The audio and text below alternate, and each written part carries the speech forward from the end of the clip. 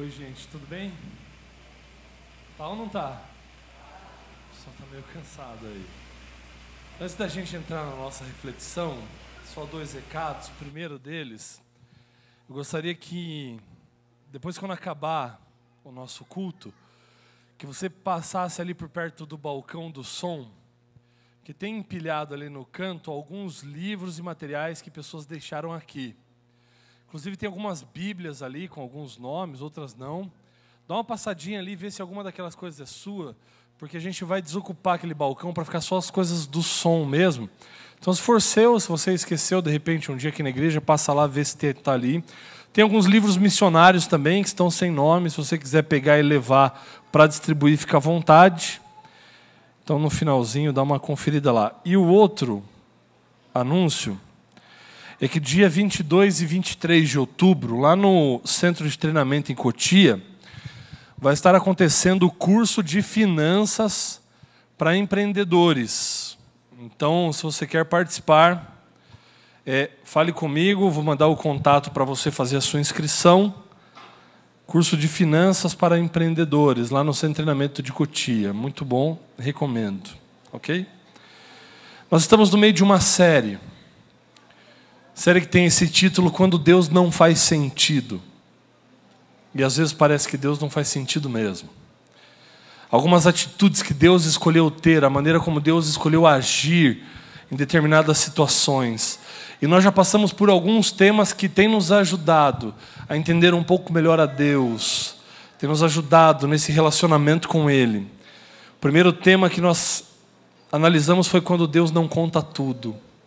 Em alguns momentos da história, Deus não contou tudo que precisava ser contado. Ele tinha um propósito com isso. Segundo tema, quando Deus parece atrasado.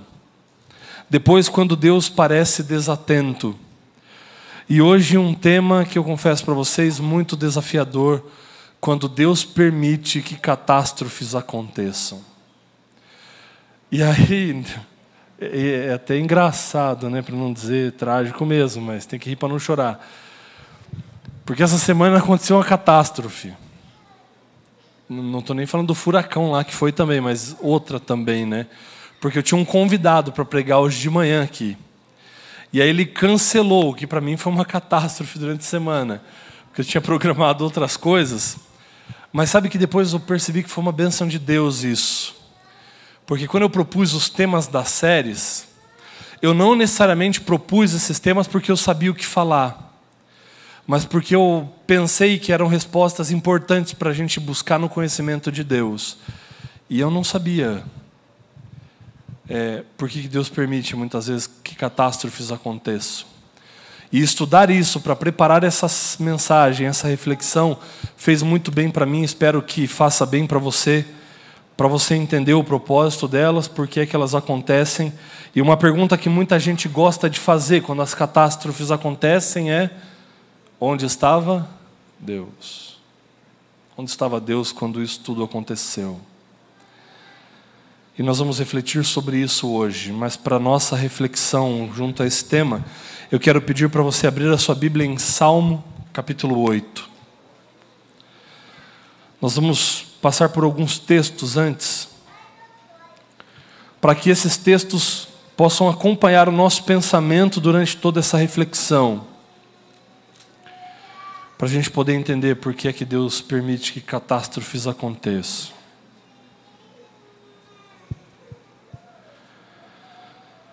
Salmo, capítulo 8. E nós vamos ler a partir do versículo 3. E ele diz assim, ó: Quando contemplo os teus céus, obra dos teus dedos, e a lua e as estrelas que estabeleceste, que é o homem que dele te lembres, e o filho do homem que o visites.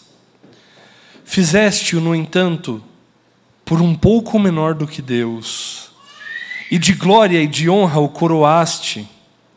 Deste-lhe domínio sobre todas as coisas, ou sobre as obras da tua mão, e sob seus pés tudo lhe puseste. Esse texto traz algumas algumas verdades para nós. Primeiro, Deus criou todas as coisas. Quando a gente contempla o universo, a natureza, nós reconhecemos que foi Deus quem criou todas essas coisas. Reconhecemos também o valor que Deus deu ao homem diante dessas coisas, ao dizer que Ele nos fez apenas um pouco menor do que Ele. E poxa, como Deus nos ama. Olha a maneira especial como Deus nos criou. E os atributos especiais que Deus colocou no ser humano. Também diz que Deus colocou a obra da sua mão sob domínio do homem. Por consequência disso, a maneira como o homem cuidaria dessas coisas determinaria a maneira como essas coisas subsistiriam. Existe um outro texto, Salmo 90,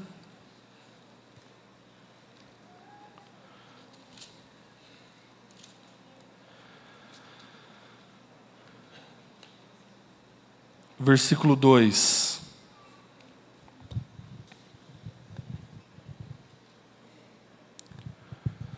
E ele diz assim: antes que os montes nascessem e se formassem a terra e o mundo, de eternidade a eternidade, Tu és Deus. Isso coloca Deus numa posição de soberano, acima de todas as coisas, tendo o controle de todas as coisas, sendo criador de todas as coisas e exercedor de domínio sobre todas as coisas. Tendo isso em mente, Deus como criador, como mantenedor de todas as coisas, estando acima de tudo, nós vamos abordar esse tema, quando Deus não faz sentido, quando Ele permite que catástrofes acontecem. E aí, eu fiz uma breve pesquisa para a gente poder se lembrar de algumas catástrofes recentes que aconteceram.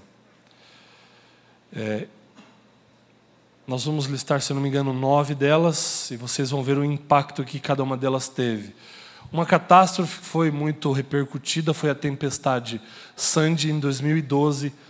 Ela matou cerca de 100 pessoas, mas a devastação que ela provocou foi gigantesca. Nós temos também aqui as chuvas no Rio de Janeiro, em 2011.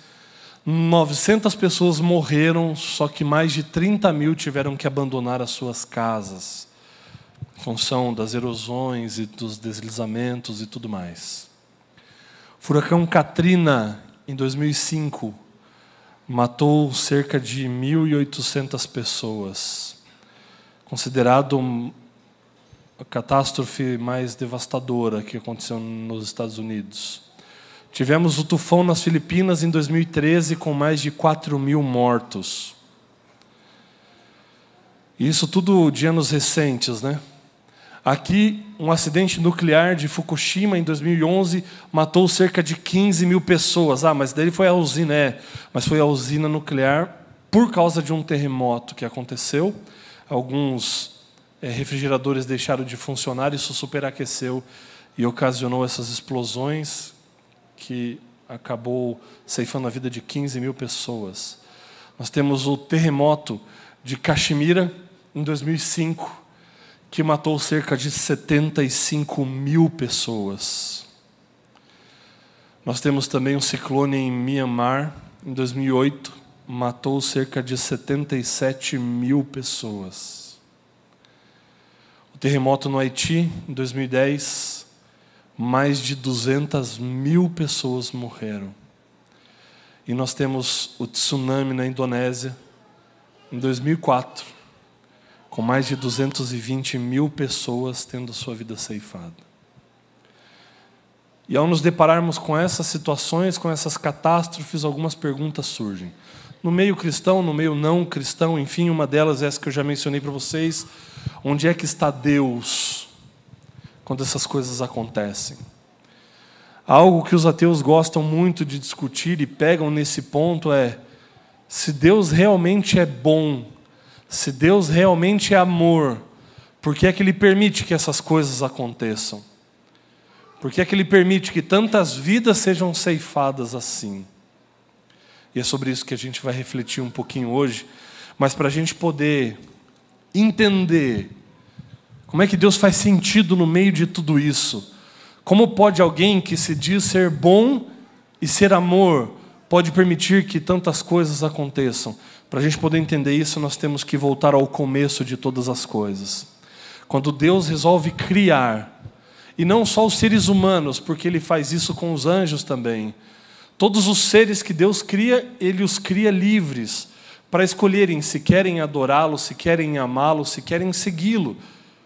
E isso precisa acontecer de maneira voluntária. Só que olha só o absurdo disso e o risco que Deus escolhe correr com tudo aquilo que Ele cria. Porque, pela vontade de Deus, por o amor verdadeiro existir, isso só é possível se a possibilidade dele ser rejeitado existir também. Porque não existe amor verdadeiro, extremamente voluntário ou puramente voluntário, se a condição de rejeitá-lo não existir também. Ou se a condição de algo muito pior, de não só ser rejeitado, mas de ser odiado, de ser ignorado, possa existir também. Esse é o risco que Deus corre. Deus ele cria o ser humano, para o ser humano ser criado livre, Deus precisa permitir a possibilidade desse amor ser rejeitado, do próprio Deus ser rejeitado ou odiado. Senão não existe amor verdadeiro. Então Deus cria o homem nessa condição. E você precisa entender qual era a mentalidade no Antigo Testamento para você entender alguns textos que a Bíblia traz. Porque Deus ele cria, no momento em que cria o homem, Ele cria a possibilidade do amor ser rejeitado. Ele não cria a rejeição. Ele cria a possibilidade da desobediência, mas Ele não cria a desobediência. Ele cria a possibilidade do mal, do pecado, mas Ele não cria o mal ou o pecado. Então, no Antigo Testamento, você percebe de maneira muito clara o seguinte pensamento: tudo aquilo que Deus permite é como se Ele mesmo tivesse criado, ou é como se Ele mesmo tivesse feito. Exemplo disso, quando Moisés vai escrever o relato do Êxodo, Deus está falando com ele e ele diz que Deus falou: vai lá no faraó, pede para ele libertar o povo, que eu vou levar o povo para Canaã, mas eu vou endurecer o coração do faraó. Possivelmente não foi Deus quem disse isso. Isso faz parte do entendimento de Moisés ao escrever o texto daquilo que Deus o inspirou para fazer. Se Deus permite que o coração do faraó seja endurecido, então é como se Deus tivesse endurecido. Percebe? Que não faz sentido. Deus fala assim: ó, vai lá e pede, mas eu não vou deixar. Por que eu vou então? Não faz sentido. É uma compreensão do povo. E é com base nesse pensamento que a gente entende um texto, que às vezes é mal compreendido. Abra a sua Bíblia lá, Isaías capítulo 45.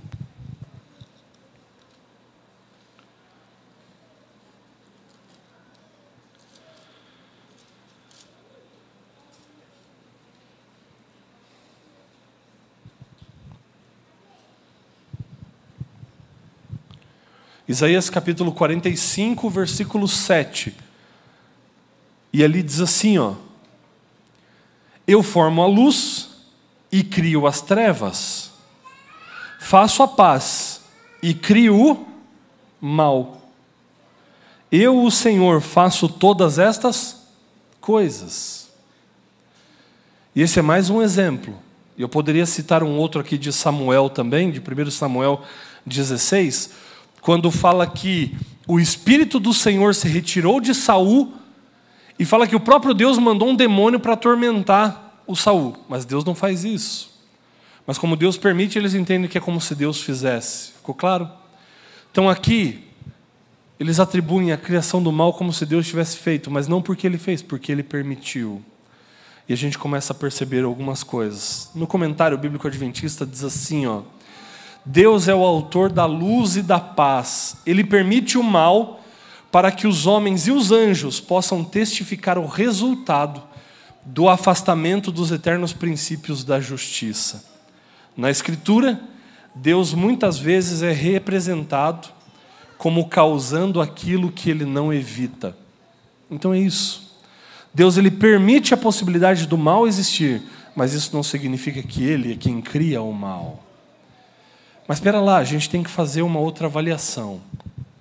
Eu gostaria de avaliar uns pontos com vocês porque vai ajudar a ficar mais claro. Existem alguns momentos na história bíblica em que fenômenos naturais aconteceram. E aqui eu não estou falando só de catástrofe, eu estou dizendo de fenômenos, sejam eles quais forem. Você se lembra de algum desses momentos? Nós poderíamos mencionar alguns aqui. Por exemplo, dilúvio, pragas no Egito, foi uma intervenção natural que Deus fez, devastadora. Quando o povo está lutando contra os amorreus e Deus retém o sol. No Monte Carmelo, quando Deus faz fogo descer do céu, algo extraordinário, um efeito na natureza, não catastrófico, mas um fenômeno natural. No Calvário, quando Jesus foi crucificado, era plena tarde e se tornou noite. E ele vai manifestar mais uma vez com fenômenos naturais, segundo a Bíblia descreve, no momento em que as últimas pragas caírem. São fenômenos naturais, intervenções de Deus na natureza. Mas existe um detalhe que é comum em todas essas intervenções de Deus. E eu mencionei essas, porque essas realmente foram causadas por Deus, não tem nem desculpa. O dilúvio não foi resultado da devastação da flora, e isso causou um efeito, e não tem nada a ver, foi a mão de Deus que fez mesmo. Todos esses aqui que eu mencionei, Deus quem fez.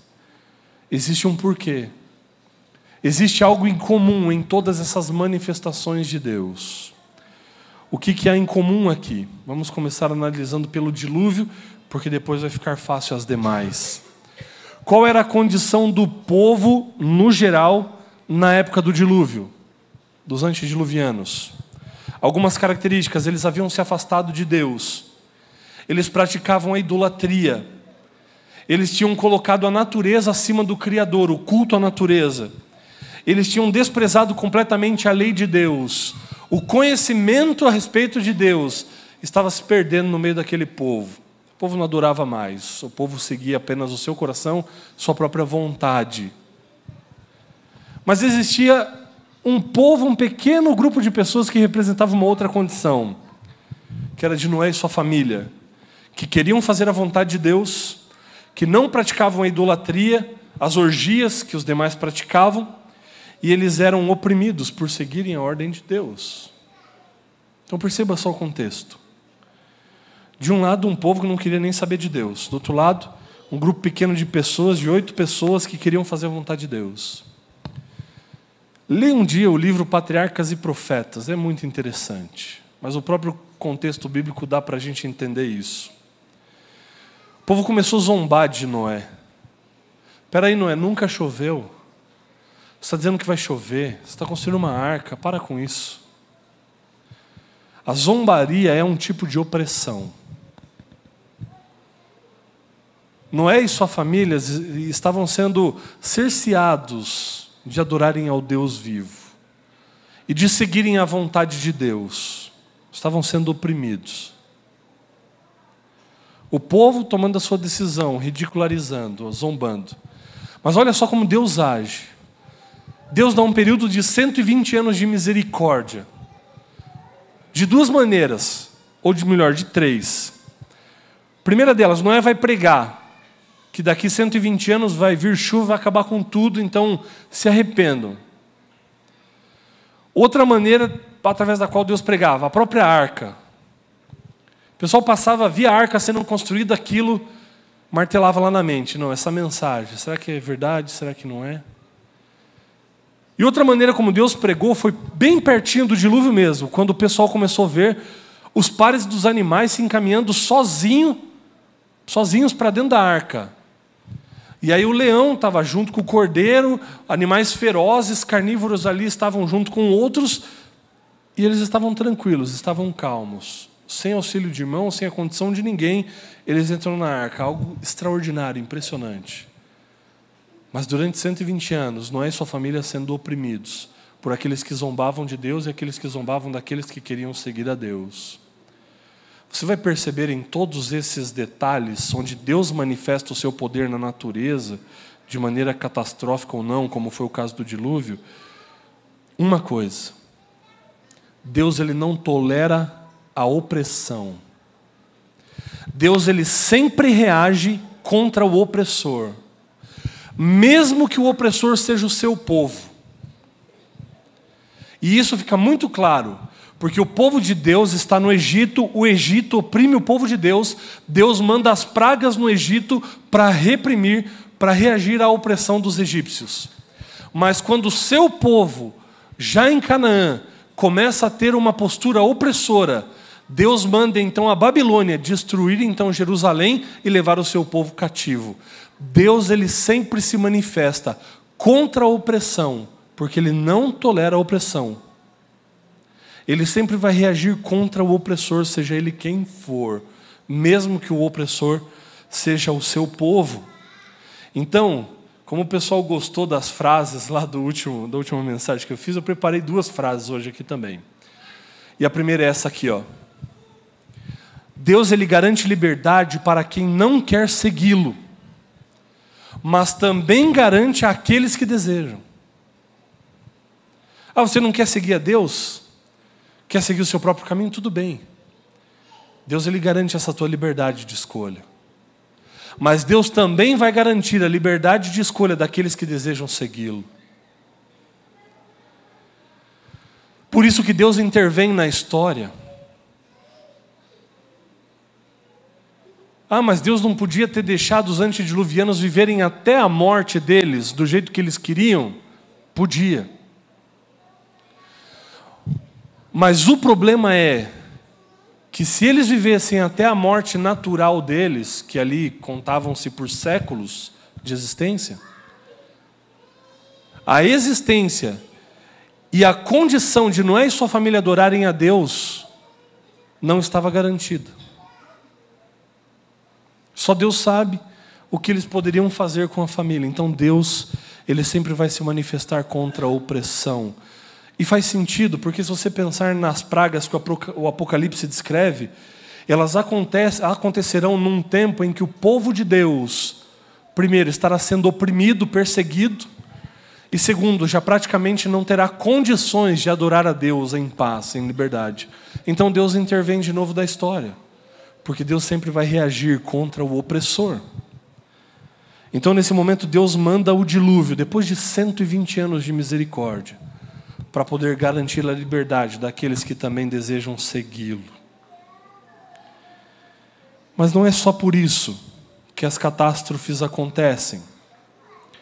Porque aí eu poderia pensar assim, ou alguém poderia pensar, tudo bem. Então quando Deus fez lá a catástrofe do dilúvio, era porque ele estava reagindo à opressão que os antediluvianos estavam fazendo à família de Noé. Mas e na Indonésia? Todas aquelas 220 mil pessoas oprimiam alguém? Todas essas milhares de pessoas que foram mortas nessas catástrofes que eu citei aqui no começo da reflexão, eram opressoras? Pouco provável. Então a gente volta à pergunta: por que então que Deus permite que catástrofes aconteçam? Qual é o sentido de tudo isso? Aí, para entender esse outro aspecto, a gente precisa voltar ao começo de novo. Deus, ele cria esse mundo perfeito. Homem e mundo existiriam para sempre. A condição para o homem: se você comer do fruto, você vai morrer. E como o domínio que o homem exercia sobre a terra estava atrelado à sua condição, quando a condição do homem muda, a condição da terra também muda. Porque no momento em que o homem come do fruto, o homem passa a ser mortal e começa a partir daquele momento a caminhar para a morte. Da mesma maneira o mundo. E usando um termo um pouco mais técnico, nós poderíamos dizer que a partir daquele momento começa então o fenômeno da entropia, onde tudo caminha para uma desordem, tudo caminha para um fim. E aquilo que não morria antes começa a morrer agora. durante o período em que viveram no Éden, não tinham visto uma única folha sequer cair de uma árvore. Mas Adão e Eva sofrem ao perceber, depois da queda, que a primeira folha se desgruda da árvore e cai no chão. Começaram a entender a consequência do ato que tinham feito, que tinham cometido. Quando o pecado entra na história da humanidade, a terra também é amaldiçoada. A terra também deixa o seu propósito de ser eterna para a habitação do homem. E ela começa a se degradar. Isso cientificamente poderia explicar, então, esses fenômenos que ocorrem, como essas placas tectônicas que se movem lá no meio dos oceanos e causam essas enormes ondas e tudo mais, porque tudo nesse mundo caminha para uma desordem, a terra está se degradando. Ela pode ou se comprimir de tal maneira, ou então se dilatar de tal maneira que pode ocasionar esses fenômenos naturais. Então, porque Deus permite que essas coisas aconteçam? É porque lá no começo ele foi acusado de muita coisa. E Satanás disse que poderia criar um mundo melhor. E diante da permissão de Deus a essas coisas, fica provado para nós e para todo o universo o que é que Deus oferece e o que é que Satanás pode oferecer. Quais são as consequências do pecado? E em virtude dessa compreensão, desse entendimento, a gente precisa mudar a pergunta. Mas antes de mudar a pergunta, abra a Bíblia comigo em Romanos capítulo 8. Só para vocês não acharem que é coisa só da minha cabeça. Romanos capítulo 8. Tudo isso que acontece é consequência do pecado. Antes do pecado não era assim. Antes do pecado as coisas não se desfaziam, as coisas não se acabavam. Com a entrada do pecado tudo começa a se degradar. Da mesma forma que Deus permite que pessoas más cometam atos de maldade, Deus ele permite que a terra demonstre as consequências do pecado sobre a criação. E nós não podemos desvincular uma coisa da outra. Achou aí Romanos capítulo 8? Lê comigo a partir do versículo 19 até o 21, e ele diz assim, ó: a ardente expectativa da criação aguarda a revelação dos filhos de Deus. Pois a criação está sujeita à vaidade, não voluntariamente, mas por causa daquele que a sujeitou, na esperança de que a própria criação será redimida do cativeiro da corrupção, para a liberdade da glória dos filhos de Deus. Esse texto, ele mostra para nós que a natureza, a criação de Deus, ela também se comove em função do pecado. Ela também foi afetada por causa do pecado. E isso é muito claro para a gente poder ver. Sendo assim, queridos, Deus permite que catástrofes aconteçam como resultado da escolha do ser humano, da sua ganância, da sua iniquidade, em destruir a natureza que Deus criou e que ordenou que guardássemos.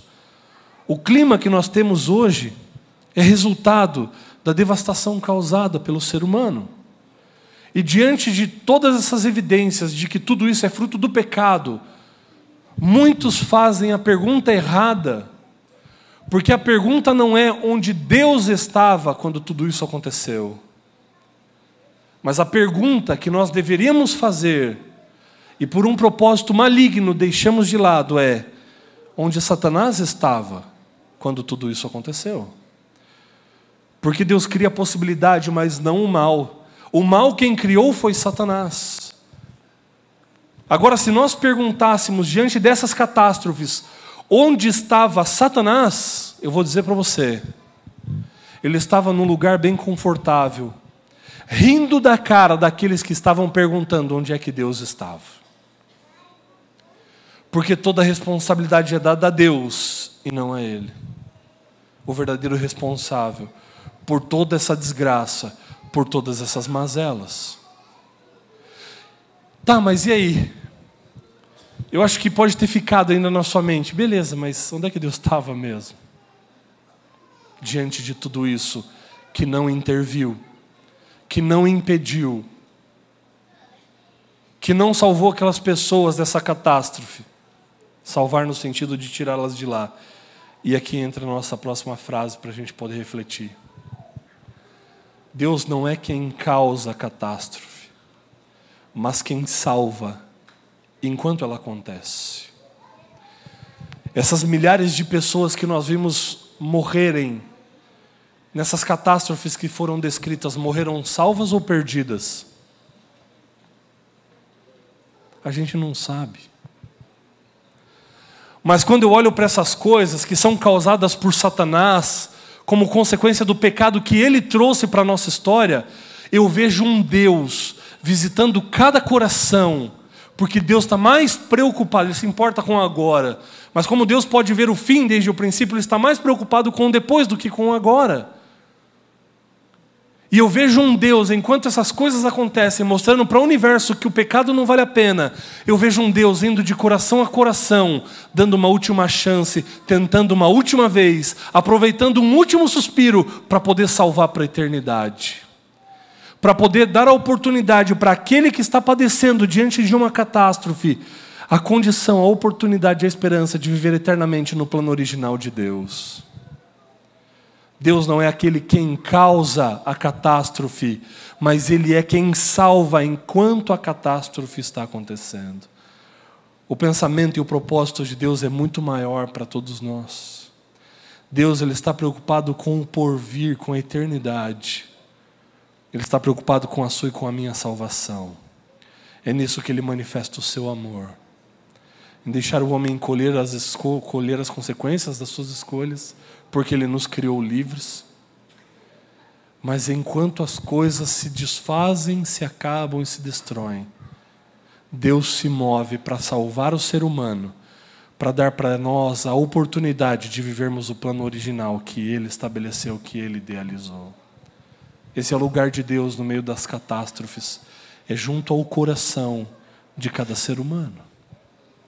Vai ser assim no final. Quando o povo de Deus estiver sendo oprimido, Deus vai reagir contra toda e qualquer opressão, a fim de libertar o povo de Deus. No meio de tudo isso que ainda está por acontecer, das pragas que vão cair sobre esse mundo, segundo o que a Bíblia nos descreve, nós precisamos ter em mente uma coisa: que no meio das catástrofes, Deus está junto ao nosso coração para nos salvar, porque o plano dele é muito maior.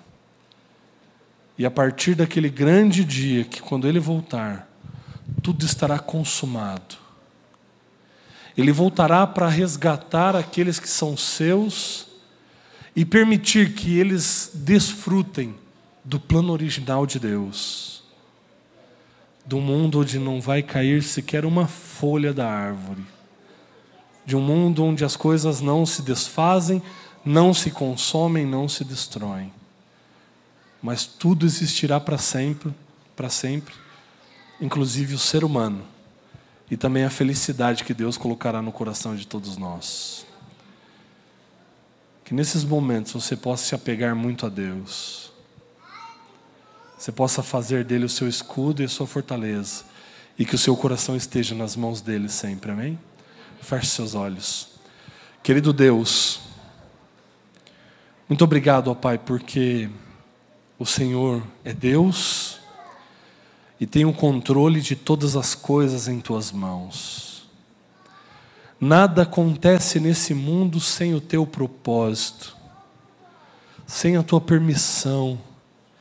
Hoje nós pudemos entender um pouco melhor, ó Deus, o porquê de todas essas coisas, o que é que está por trás. E entendemos também que esse não era o seu propósito, mas que isso é consequência da escolha do ser humano, da sedução de Satanás, que um dia vai pagar por todas essas coisas. Então, Senhor, o nosso pedido é para que o Senhor volte logo nos buscar e possa restaurar todas as coisas ao seu propósito original.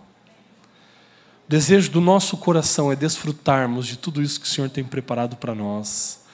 dessa alegria e felicidade eternas, desse lugar maravilhoso que o Senhor tem preparado, onde as coisas não se destroem, não se desfazem, e que possamos habitar para sempre diante do Senhor. Que a nossa fé não se abale, ó Deus, diante dessas catástrofes que acontecem, mas que o nosso coração possa estar em paz pela certeza de que o Senhor está perto de nós para nos salvar, para naquele grande dia colocar sobre nossa cabeça a coroa da vida eterna. Cumpra isso na vida de todos nós, em nome de Jesus Cristo. Amém, Senhor. Deus abençoe você. Desejo um bom restante de sábado para quem está do seu lado. E até a próxima.